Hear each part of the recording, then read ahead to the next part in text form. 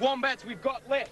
Now, there's a very unfortunate predicament here for the wombat, and that is the competition between him and rabbits. Now, the rabbits, firstly, they're competing for food. That's a main point. So the food competition is knocking them around severely. The other thing is the rabbits are getting in there, they're using their tunnels, and slowly but surely, they're pushing them out. Now, this is a live wombat burrow here. You can see, really easy to tell, fresh dung, probably early this morning.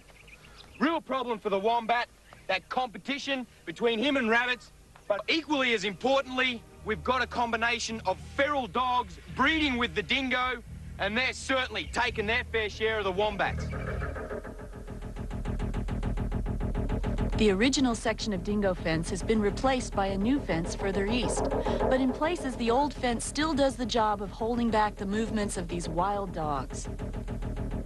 The old fence was abandoned years ago, and eventually, if they follow the fence line for long enough, dingoes will get through one of the many gaps that have appeared in the mesh.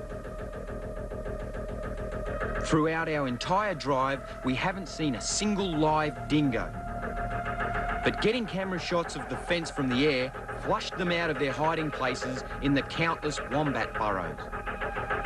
It's only from the air that we can see just how many dingoes can hide in an apparently empty area.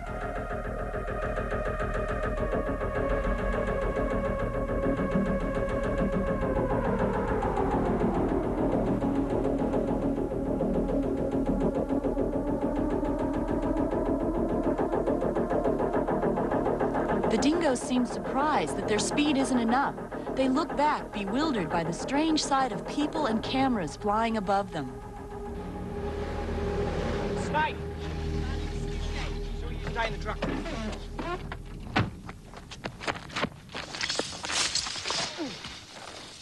Right.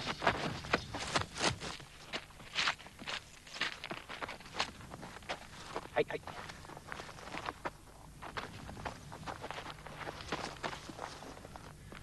Whoop. Well, what we got here, this is a brown snake. See a couple of lumps in his belly. Probably got a belly full of skinks. Now, out here on the dingo fence, we've been coming across a fair few snakes, and that presents a few interesting problems for the barrier fence people repairing the fence line, but they are quite non-aggressive unless provoked. To tell you the truth, I have more trouble with the barbed wire than I do with the brown snakes. Nice little specimen. We'll just let him go on his way. More than 5,000 kilometers after we started from southeast Queensland, Steve and I can almost smell the ocean. The last post of the longest fence in the world is finally within our reach.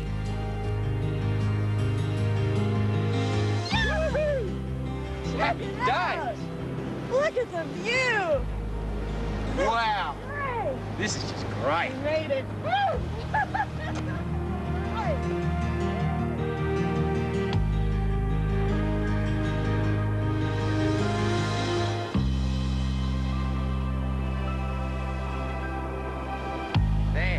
I can't believe it. I can't believe we got here. This is one of the most spectacular parts of the Australian coastline, and also the winter home of the southern right whale. Such a spectacular end to such a long journey. So many whales so close.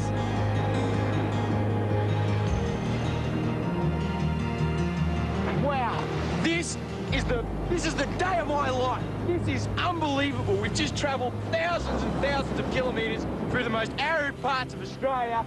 And look at this, just look. Wow, am I excited. This is brilliant.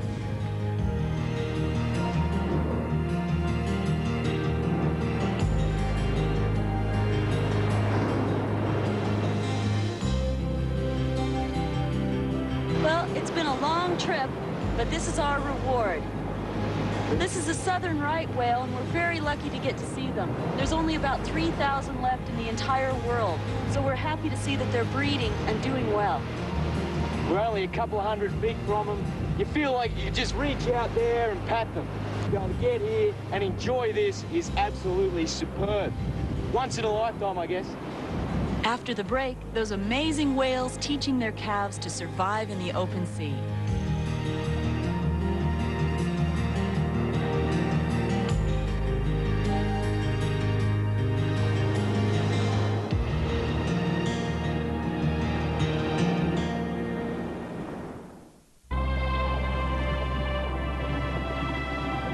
Right there in front of us were 40 whales, 20 mothers and 20 calves born just 2 or 3 months ago.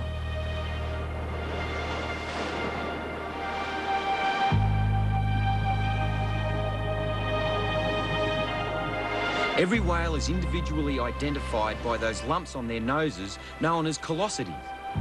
It's a mixture of whale lice, barnacles and hardened skin. Every southern right whale develops a different shape and it stays with them right through their lives.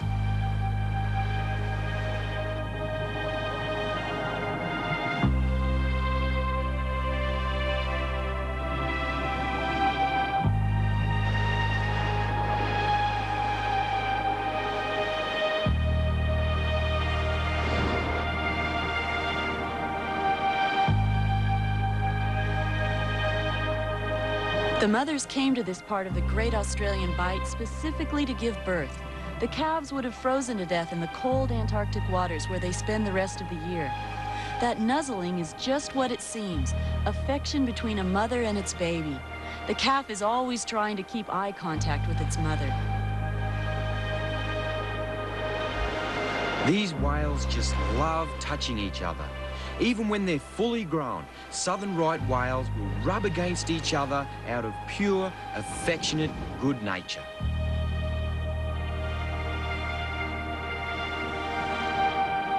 And the dolphins also seem to be joining the whales in a free show just for us, with all the tricks they perform in an oceanarium.